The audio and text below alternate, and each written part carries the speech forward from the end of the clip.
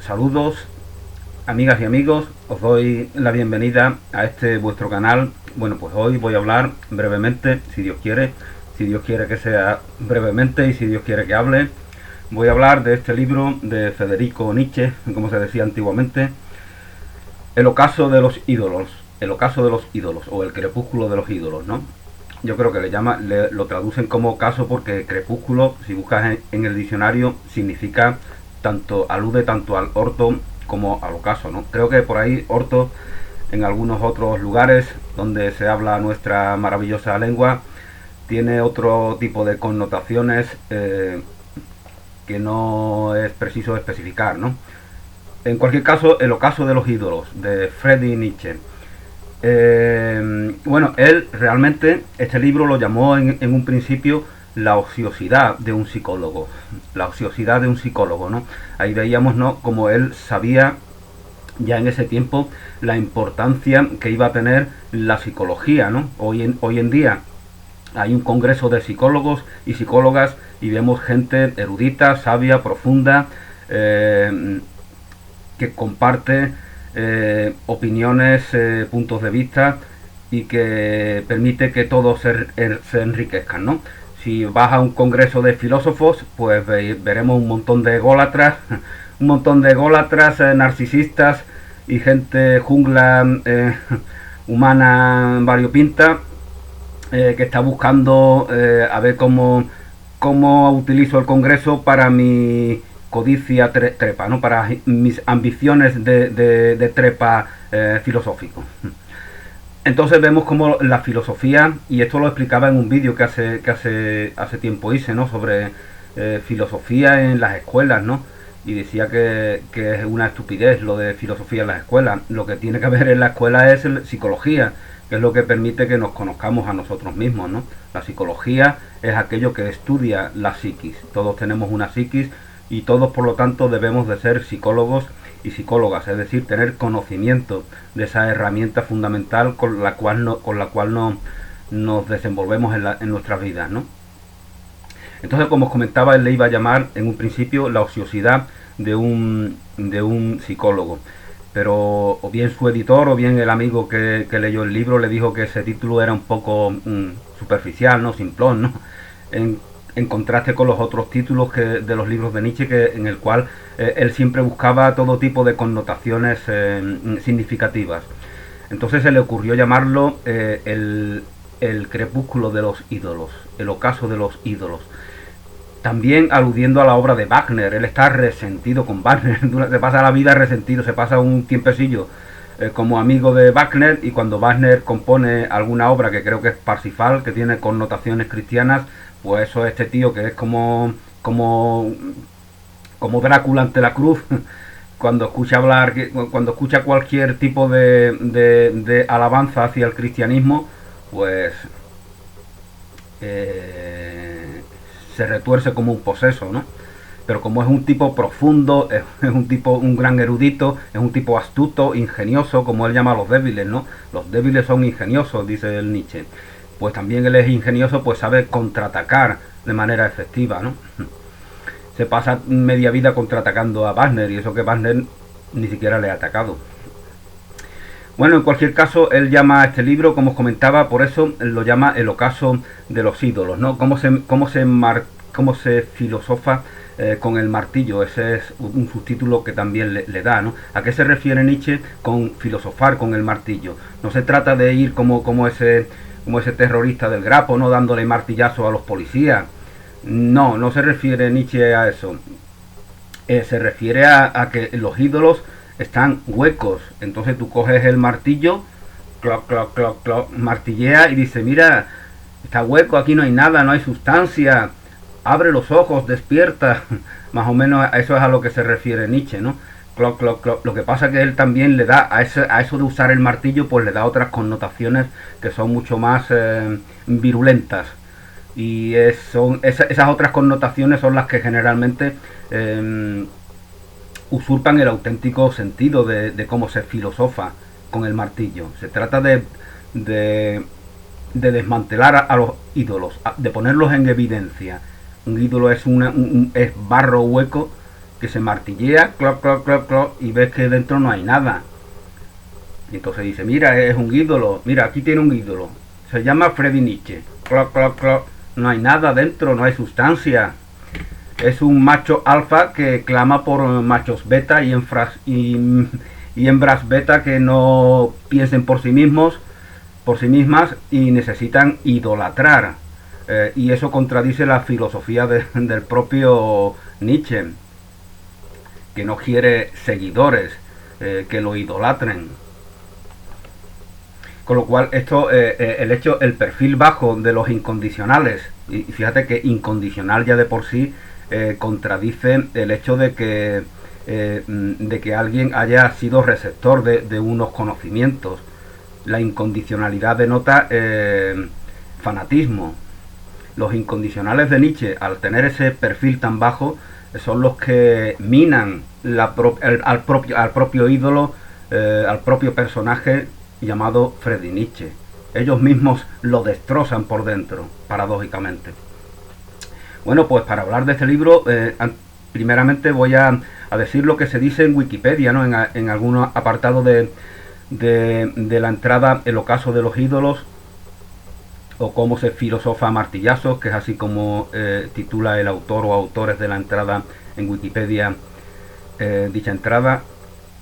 Entonces, bueno, podemos ver aquí cómo este personaje tiene unas simpatías con respecto por parte de aquellos que niegan cosas como el Holocausto, por ejemplo, porque Nietzsche verdaderamente es, muy a su pesar, precursor del nazismo. Nietzsche es precursor del nazismo, puesto que el nazismo toma sus ideas, sus conclusiones, su manera de razonar,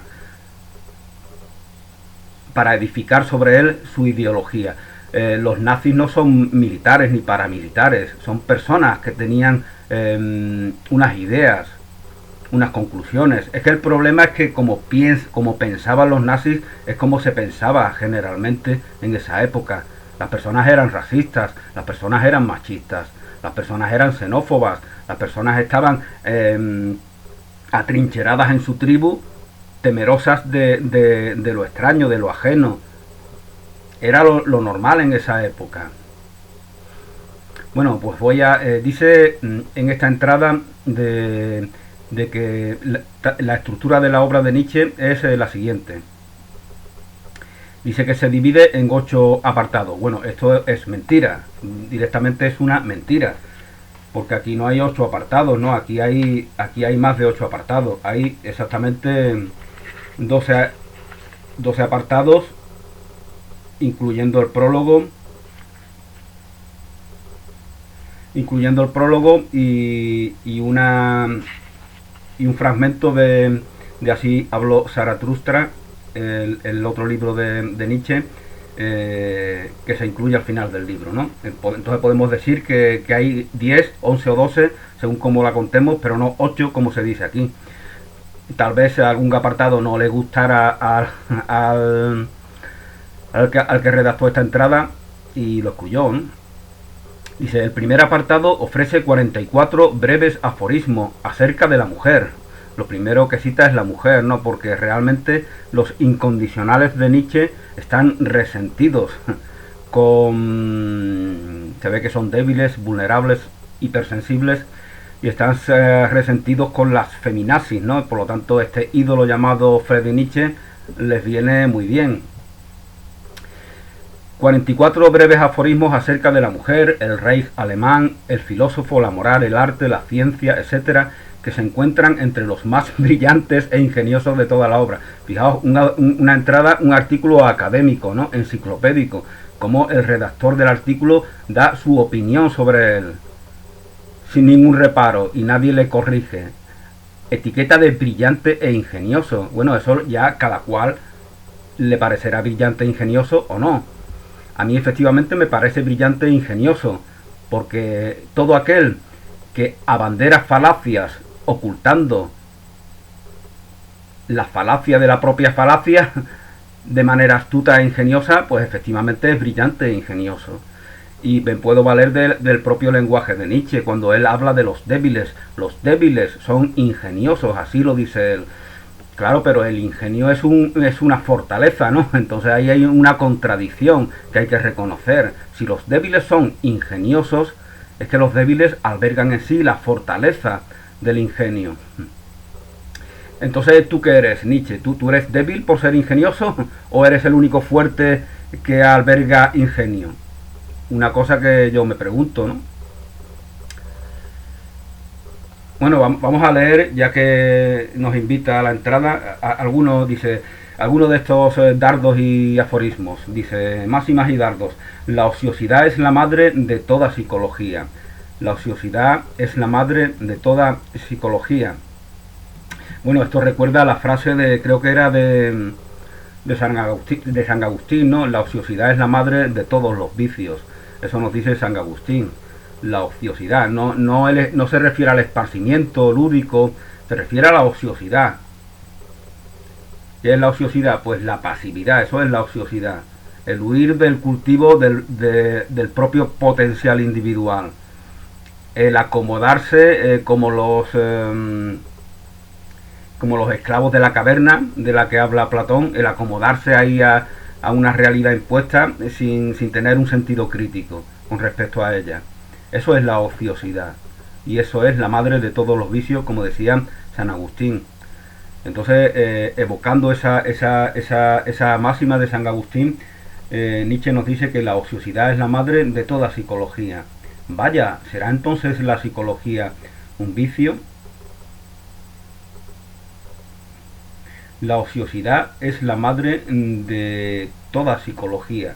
Vaya, ¿será entonces la psicología un vicio? Bueno, el psicólogo no es ningún ocioso, ¿no? Estar interesado en comprender la naturaleza, las contradicciones, las miserias y las grandezas de la mente humana no es una ociosidad, no es un ejercicio de ociosidad, con lo cual es una afirmación que es una estupidez. Pero claro, esto quien lo vea, quien lo escuche solamente superficialmente, pues le parece una genialidad, ¿no?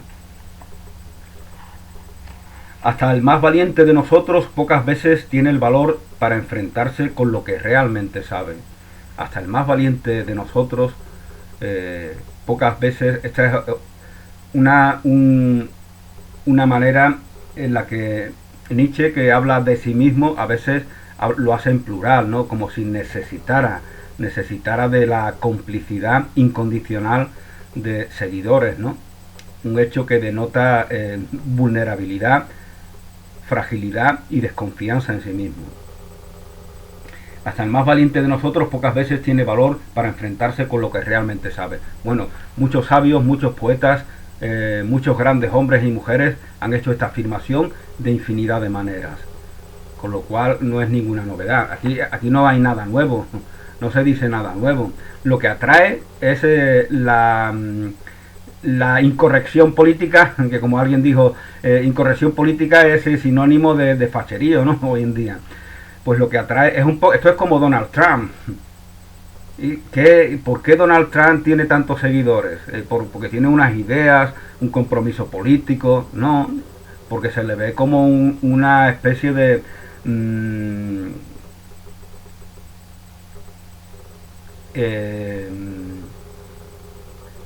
es una persona que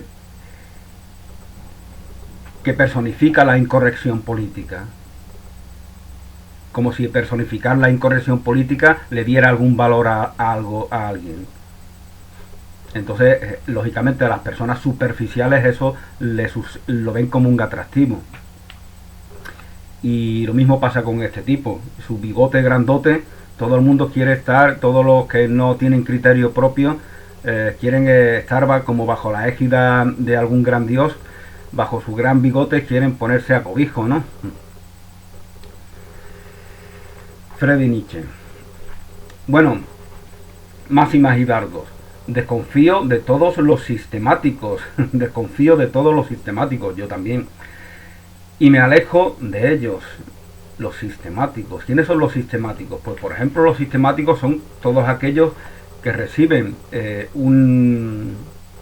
la información de cualquier libro sin tener una actitud crítica hacia él. Los sistemáticos son los que se someten a lo que se les impone porque es la inclinación fácil de aquel que no quiere cultivarse a sí mismo, de aquel que no quiere llegar a tener un propio criterio, reconocer su valor, incluyendo las contradicciones que en todo se nos da. Eso es un hecho de valentía, como bien dice Nietzsche en la cita que antes compartía. Desconfío de todos los sistemáticos y me alejo de ellos. El ansia de sistema constituye una falta de honradez. El ansia de sistema constituye una falta de honradez. A la mujer se la considera profunda. ¿Por qué? Porque en ella jamás se llega al fondo. La mujer no es siquiera superficial.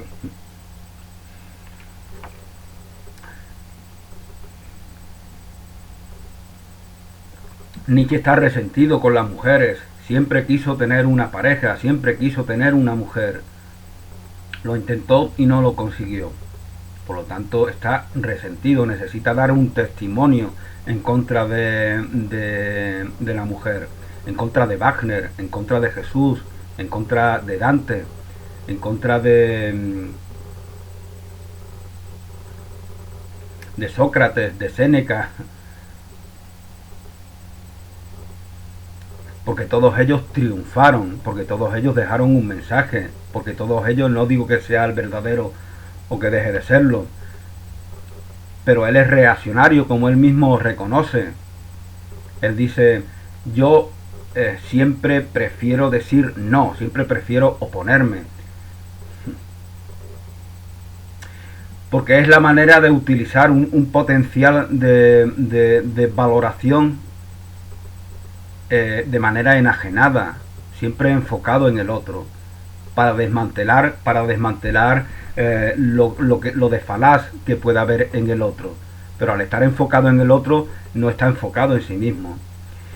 Y olvida Nietzsche, aunque él mismo lo sabe, de que en todo, igual que dice Jung, ¿no?, que todos tenemos una sombra, en todo hay una sombra, en todo hay un talón de Aquiles, en todo hay lagunas, hay lunares. Con lo cual, si tú te adoctrinas, si tú te adiestras en criticar, en desmantelar lo que dicen los demás, estás olvidando de que eso te puedes llevar toda la vida así y no vas a obtener fruto alguno de ello. Porque en todo hay una cara oculta, todo tiene una cara oculta, todo lo que es bueno tiene una cara oculta que aparentemente es malo, todo lo que es malo tiene una cara oculta que aparentemente es bueno. Así es todo. Y esta es la principal premisa para llegar al conocimiento. Quiere decir que si tú simplemente te limitas a criticar a los otros, estás obviando la primera premisa inconscientemente. Que si quieres criticarme a mí, vas a tener infinidad de motivos. Porque en todos, en todas hay una cara oculta. Es la voluntad, es el deseo de perfección que lo ha aprendido del cristianismo, del mismo cristianismo que él critica. De él ha aprendido ese deseo de perfección en algo, que no puede darse en la vida, al menos en la vida en el mundo. Dice, el segundo apartado, el problema de Sócrates. Es una monografía sobre Sócrates, al que llama el primer farsante, porque su lírica enredada y su mayéutica no aportaban en cierta medida el alcance del conocimiento y en menor medida el apoyo a otros filósofos que pudieran sobresalir como Diógenes. Bueno, él critica a Sócrates. ¿Cómo lo critica? Diciendo que era feo. Sócrates, Nietzsche no era muy hermoso, que digamos, era una persona que tenía una especie de chepa, ¿no? Tenía una forma contrahecha, ¿no? su enorme bigote, intentaba ocultar su fealdad.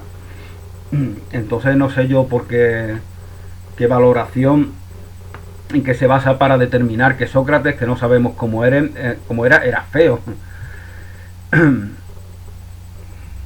Él se basa del insulto, de la descalificación, y esto es lo que atrae a sus incondicionales superficiales. Él dice que Sócrates dice, por ejemplo, que la vida es una enfermedad. Pero eso lo dice poco antes de morir. Las ideas de Sócrates no son un culto a un más allá. Él no sabe quién es Sócrates. Él ataca a Sócrates como ataca a Wagner, como ataca a todos los que han dejado un testimonio significativo.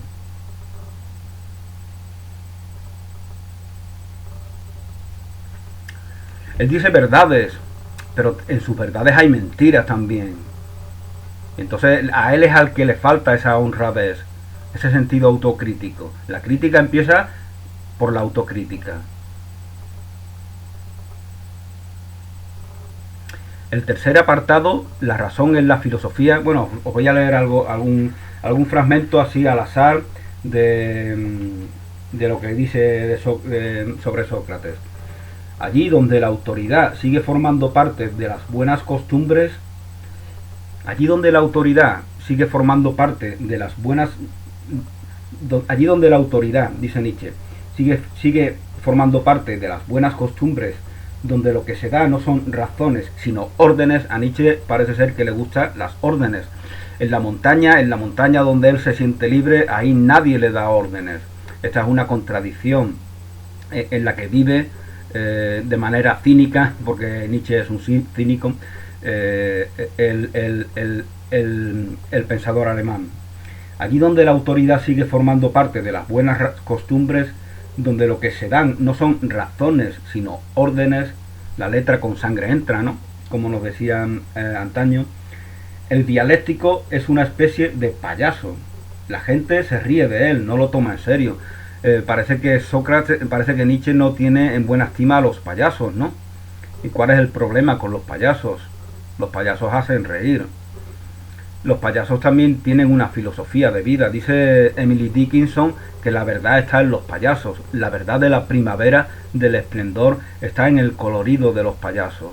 Una gran artista como Emily Dickinson tenía una visión mucho más positiva de aquellos de los bufones, de los payasos, de aquellos que nos hacen reír.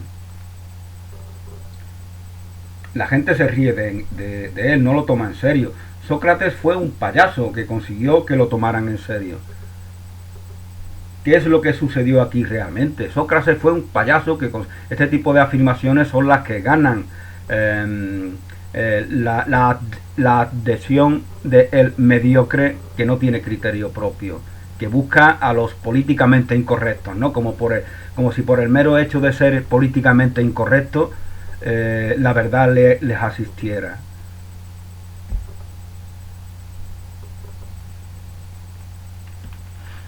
Bueno, el tercer apartado, la razón en la filosofía. El tercer apartado, la razón en la filosofía, es sin duda el central en esta obra. Está incluso más redactado. La Wikipedia en español es una auténtica barbaridad, vamos.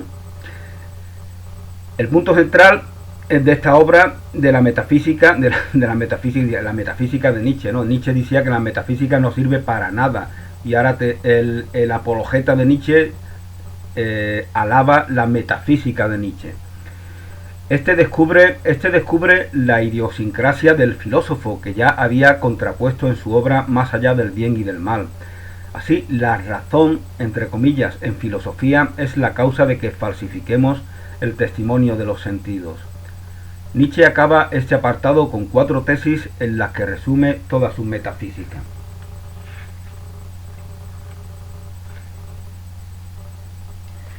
La razón en la filosofía. Bueno, pues aquí nos dice Nos dice el filósofo alemán: el fanatismo con que se lanzó todo el pensamiento griego, el fanatismo con que se lanzó todo el pensamiento griego en brazos de la racionalidad, el fanatismo con que se lanzó todo el pensamiento griego en brazos de la racionalidad,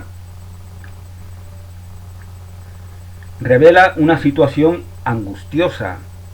Se estaba en peligro, no había más que una elección: o perecer, o ser absurdamente racional. No tenemos otra elección, tenemos que ser racionales o perecer. Eso es lo que entiende Federico Nietzsche.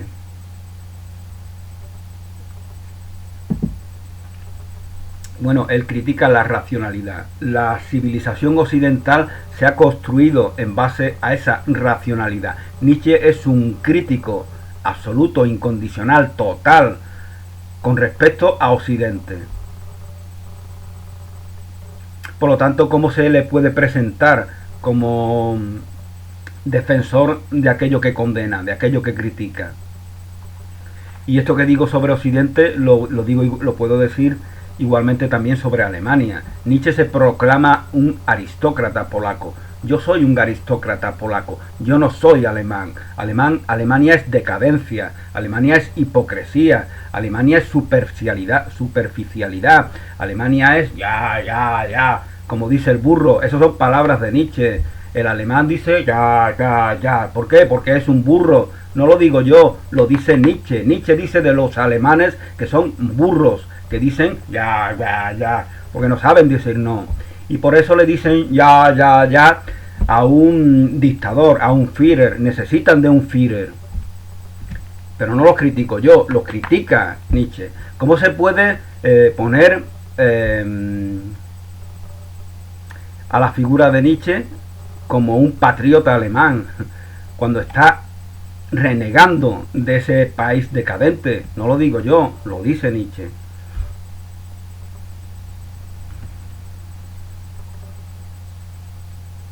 El moralismo de los filósofos griegos, que aparece a partir de Platón, está condicionado patológicamente.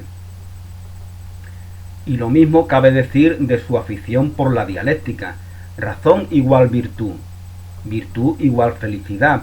Equivale sencillamente a tener que imitar a Sócrates e instaurar permanentemente una luz del día, la luz de la razón. Crítica de la razón es lo que aquí vemos, de lo que Occidente, de lo que los filósofos occidentales llaman la razón. Ya hice un vídeo sobre la usurpación de la razón por parte del patriarcado racionalista. En mi canal está la usurpación de la razón por parte del patriarcado racionalista. Es uno de los vídeos que no he borrado, la mayoría sí que los borré. La luz del día contra los apetitos oscuros. También hice un vídeo hablando de cómo las energías femeninas estaban en relación con la noche y las masculinas con el día, con la luz del sol. Hice un vídeo sobre eso.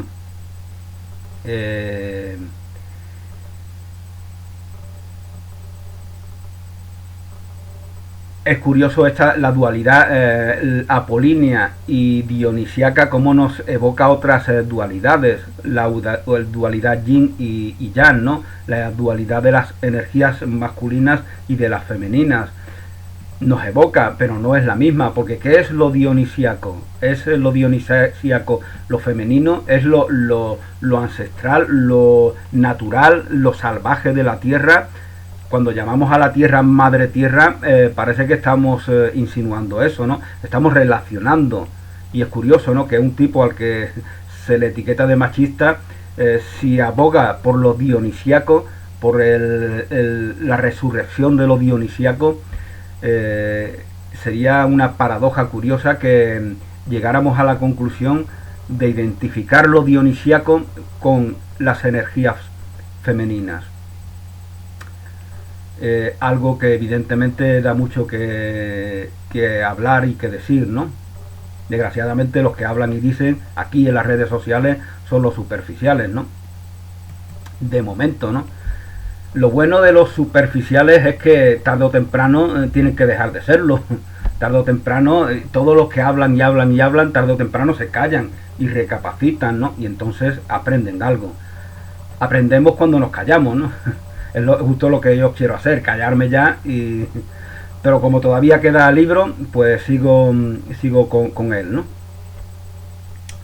Bueno, en el apartado cuarto nos ofrece una sorprendente historia de la filosofía partiendo de las brumas nocturnas y pasando por el amanecer de la mañana, culmina en el mediodía. El apartado cuarto, que según mi edición, esta edición que es de, por cierto, no lo he dicho, poesía popular, poesía y prosa popular, ediciones Busma, estudio preliminar de Enrique López Castellón, traducción de Francisco Javier Carretero Moreno. Esta edición es del año 1984. Bueno, pues entonces, luego, en el quinto apartado, bueno, me parece que aquí se salta un apartado que dice sobre cómo terminó convirtiéndose en fábula el mundo verdadero. Cómo convirtiéndose en fábula el mundo verdadero. Esto Nietzsche critica a esa dualidad mundo aparente y mundo verdadero, pero no se trata del mundo verdadero. La verdad lo es todo, la verdad es lo que nos hace libres, ¿no? Que dijo el Maestro Jesús. La apariencia es evidente que existe un mundo aparente, que no nos informa de todo. Es evidente que aquí hay infinidad de bacterias, de virus, de microorganismos, están muy de moda últimamente, que tienen capacidad de alterar nuestras vidas. Está muy de moda últimamente esto. Hay infinidad de magnetismos, hay infinidad de cosas, las cosas no son como las vemos. Esto que parece algo compacto no son más que billones y billones de partículas diminutas que están en permanente movimiento. Entonces, ¿cómo que no hay un mundo aparente? Claro que hay un mundo aparente, en todos los sentidos. El mismo Nietzsche lo sabe, por eso él nos habla de un eterno retorno que no es visible. Por eso él nos habla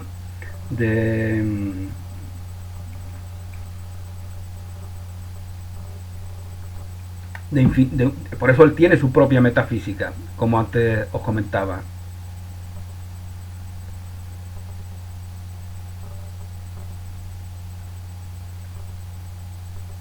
El, el quinto apartado es un ataque a la moral de las formas desde el Nuevo Testamento hasta Schopenhauer. Nietzsche tiene una moral muy rígida al creer en un sistema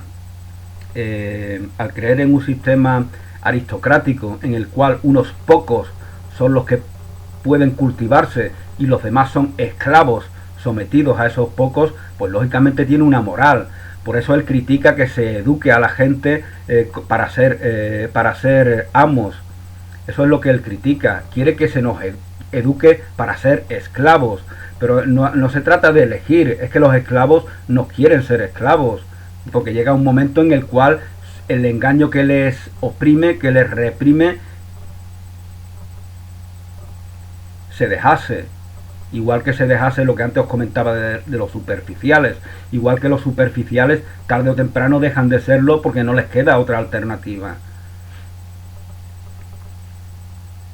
Los esclavos, lo que él llama esclavos, no quieren ser esclavos. Y si los educamos para ser esclavos, no podemos decirle, os vamos a educar para ser esclavos. Se nos intenta educar para ser esclavos. Pero siempre hay alguien, siempre hay algo en cada uno que se revela. Como decía Oscar Wilde, allí donde hay una autoridad, siempre habrá alguien que se oponga a ella. Nietzsche es un hombre resentido, y partiendo de su resentimiento, Nietzsche es un enfermo, que tiene una personalidad múltiple, que no se hace consciente de sus contradicciones, y esas contradicciones no son evidentes para los que leen sus libros, en caso de que los lean, que sus incondicionales generalmente no leen sus libros. Ellos se quedan con una imagen, como la de Donald Trump, por ejemplo, como Mou, ha visto el Mourinho, ven el Mourinho con el dedo, eso lo ven como algo, como una afirmación de virilidad, que se opone a lo que las feminazis y otros giliprogres intentan imponerlos. Así es como ellos lo ven, pero son personas poco cultas, poco formadas, que no expresan vocación por conocerse a sí mismos, y ellos mismos son los que minan ídolos como el propio de Friedrich Nietzsche. Ellos mismos son el ocaso de un ídolo llamado Friedrich Nietzsche. Lo minan por dentro porque no conocen verdaderamente su filosofía y no están capacitados para comprender sus contradicciones, para hacerse conscientes de sus contradicciones. El sexto apartado es el dedicado a los 4 grandes errores. Estos son sobre todo 4 errores psicológicos y tienen graves consecuencias morales. Ellos son el error de la confusión de la causa con la consecuencia, el de la causalidad falsa, el de las causas imaginarias y el error de la voluntad libre. El séptimo es dedicado a aquellos que tienen la visión en mejorar la humanidad. Él habla de un superhombre. ¿Por qué habla de un superhombre? Porque quiere mejorar la humanidad. Entonces él quiere mejorar la humanidad. Porque critica a otros que también lo intentaron. Según él, no es que lo intentaran, ¿no? Pero él interpreta que sí. Entonces él nos dice, la manera en la que yo quiero mejorar la humanidad es válida, la de los demás no. Sin embargo, tiene sus razones, ¿no? Efectivamente, la humanidad no tiene por qué mejorarse. Vivir es cultivar un potencial individual. Esto lo explica muy bien Oscar Wilde, el citado Oscar Wilde, en su libro, del cual hablé en mi vídeo precedente, El alma del hombre bajo el socialismo. Él hace una defensa del individualismo como un valor positivo para la convivencia, para el desarrollo tanto de la persona como de la sociedad. Entonces os remito a ese libro, El alma del hombre bajo el socialismo, que no tiene nada que ver con lo que entendemos por socialismo generalmente.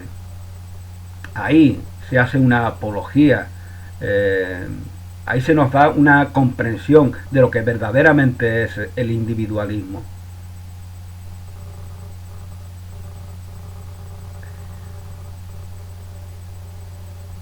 Por último, el apartado octavo es la sesión más melancólica del libro. El apartado octavo es la sesión más melancólica del libro. Nietzsche echa una mirada a su patria. Nietzsche echa una mirada a su patria. En pocas líneas traza así uno de los mejores elogios de Alemania escritos nunca. Nietzsche elogiando a Alemania, nos lo dice aquí en la Wikipedia española. Nietzsche no elogia nunca a Alemania. Nietzsche lo critica, lo etiqueta de decadente. Vamos a ver algunos de esos elogios que según el redactor, el wikipedista, hace Nietzsche.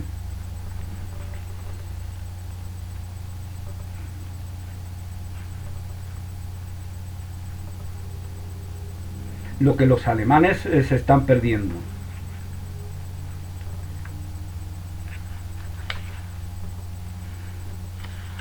El espíritu alemán se está haciendo grosero y superficial.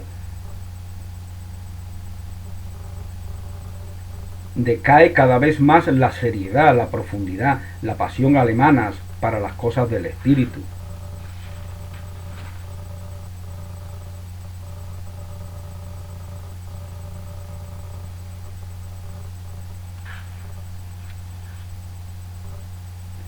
En Alemania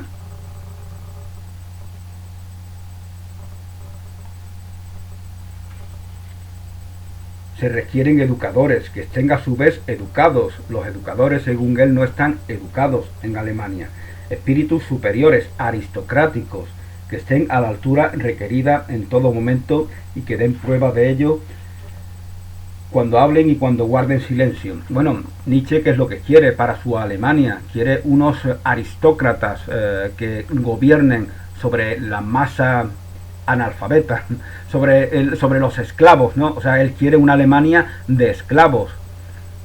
Y lógicamente el Führer pues toma el testigo e intenta llevar a cabo su proyecto, ¿no?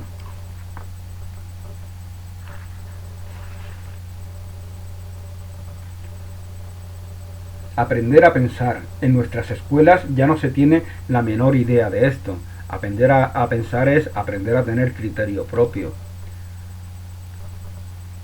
Hoy en las universidades, hasta entre los filósofos verdaderamente eruditos, comienza a caer en desuso la lógica como teoría, como práctica y como oficio. Si se leen libros alemanes, se verá que ni siquiera se recuerda en ellos que pensar exige una técnica, un plan. Si se leen libros alemanes, en ellos ni siquiera se recuerda que pensar exige una técnica, un plan de estudio, un deseo de ejercer un magisterio, que se ha de aprender a pensar como se aprende a bailar. Se ha de aprender a pensar como se aprende a bailar. Nietzsche es un gran poeta, un gran artista, un intruso en el mundo de la filosofía, y es genial que lo sea, porque de la misma manera que los superficiales minan a un ídolo llamado Friedrich Nietzsche mina la falsedad de la filosofía occidental, la destruye, la corroe por dentro para que se venga abajo. Entonces eso es genial.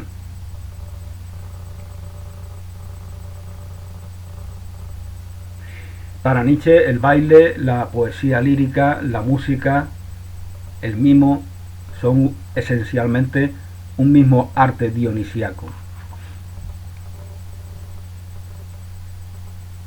Nietzsche está en contra de las estatuas. La estatua simboliza el pensamiento occidental. Por eso, cuando alguien se muere, cuando queremos homenajear a alguien, le ponemos una estatua, ¿no? Para recordar que está muerto ya, que ya no está aquí. Es el culto a la muerte. Occidente es el culto a la muerte. Pero Dios no es Dios de muertos, Dios es Dios de vivos. Nos lo dice Jesús en los evangelios. Con lo cual, el Occidente se ha construido sobre la negación de la verdad del cristianismo. Y como Occidente se ha construido sobre la negación de la verdad del cristianismo, la crítica de Nietzsche al cristianismo es una crítica basada en una mentira, porque él no sabe lo que es el cristianismo.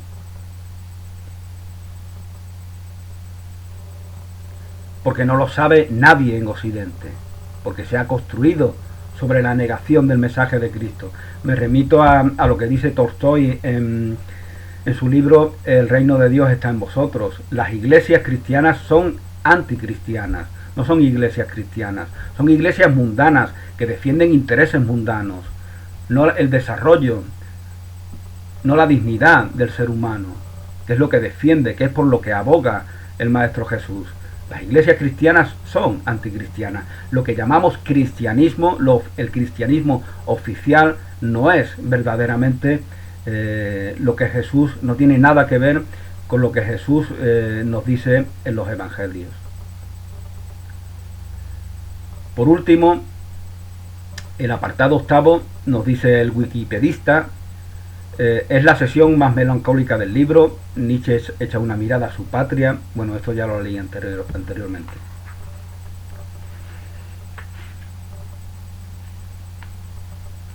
Y bueno, finalmente él dice algo en el cual que lo más importante lo dice al final.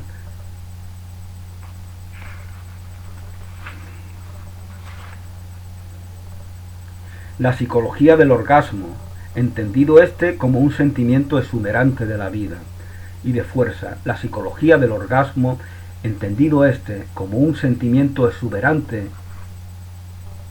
de fuerza, de vida, en el que el propio dolor actúa como estimulante. El propio dolor actúa como estimulante. Fijaos, Nietzsche critica lo que habla de enfermedad Sócrates, pero él también venera el dolor. ¿Y qué es el dolor sino enfermedad? Es lo mismo, ¿no? Por lo tanto es una crítica falaz la que hace con respecto a Sócrates, puesto que él está diciendo lo mismo con otras palabras.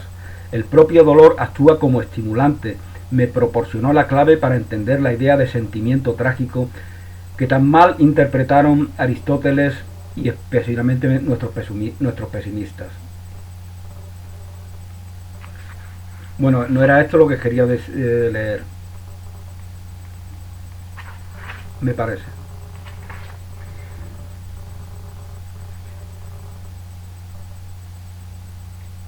No conozco otro conjunto de símbolos más elevado que aquello que significa la palabra Dioniso. Nietzsche dice Dios ha muerto, pero Nietzsche quiere resucitar a otro Dios, a Dioniso. No conozco otro conjunto de símbolos más elevado que el simbolismo griego de las fiestas dionisíacas. En él se siente religiosamente el instinto, religiosamente. En él se siente religiosamente el instinto más profundo de la vida, el del futuro de la vida, el de la eternidad de la vida, el futuro de la vida, la eternidad de la vida, la vía misma que conduce a la vida. La fecundación es considerada como la vía sagrada. La vía misma que conduce a la vida, la fecundación, el acto sexual, el encuentro entre el macho y la hembra, entre la mujer y el hombre, entre lo femenino y lo masculino, eso es lo que permite que se dé la vida. Solo el cristianismo, cuya base no es otra que el resentimiento contra la vida, solo el cristianismo, cuya base no es otra que el resentimiento contra la vida, ha hecho de la sexualidad algo impuro. Solo el cristianismo ha hecho de la sexualidad algo impuro, algo sucio, algo bajo, algo vil. Solo lo que él llama cristianismo. Para mí el cristianismo no tiene nada que ver con eso, porque Jesús jamás nos invitó a reprimir instintos, jamás estigmatizó la sexualidad, jamás en ningún fragmento de los evangelios podemos ver ningún tipo de afirmación que denote eso. Entonces el cristianismo es aquello, lo que él llama cristianismo es lo que los falsos cristianos han hecho del mensaje de Jesús. Solo el cristianismo, cuya base no es otra que el resentimiento contra la vida, ha hecho de la sexualidad algo impuro. Ha cubierto de fango el origen, la condición previa de nuestra vida. El cristianismo, lo que él llama cristianismo, la distorsión del cristianismo, desde mi punto de vista, ha cubierto de fango el origen de la vida, la condición previa de nuestra vida. Por eso vivimos en esta pornocivilización, en el cual sujetos mediocres rinden culto al sexo más degradado.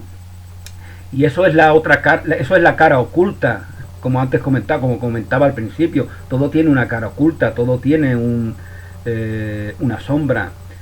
Esa es la otra parte de la misma idea de represión, del mismo hecho de la represión. Los reprimidos son pervertidos, llevan una segunda vida o desean llevarla, porque no reconocen el valor de la vida, en su poder, en su integridad. Entonces están resentidos contra ella.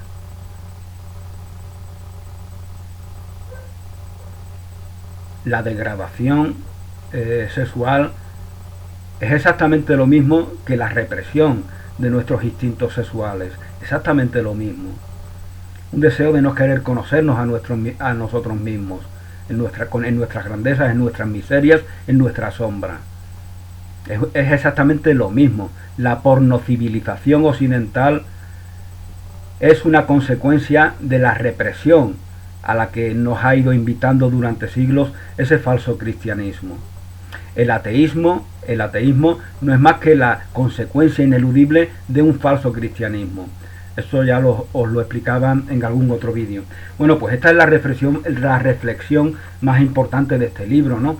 Debería de haberse enfocado, pero él presenta este libro como un preámbulo, como un precursor de su futura obra que se va a llamar La voluntad de poder, que finalmente no escribe porque cae enfermo y durante más de 10 años está prácticamente sin poder, inconsciente, en un estado inconsciente, según dicen, y por lo tanto incapacitado para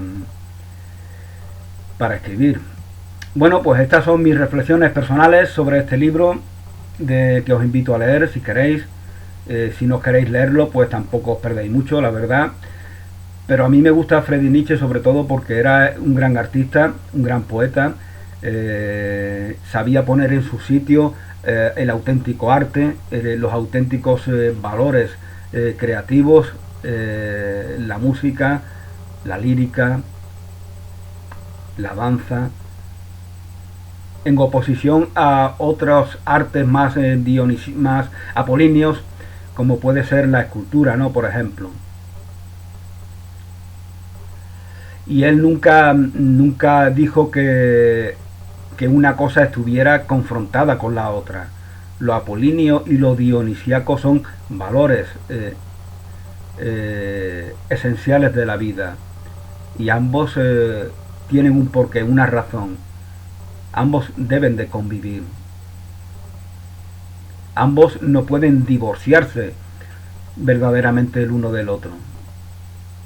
Bueno, pues feliz día a todos y a todas, bendiciones y hasta una nueva oportunidad.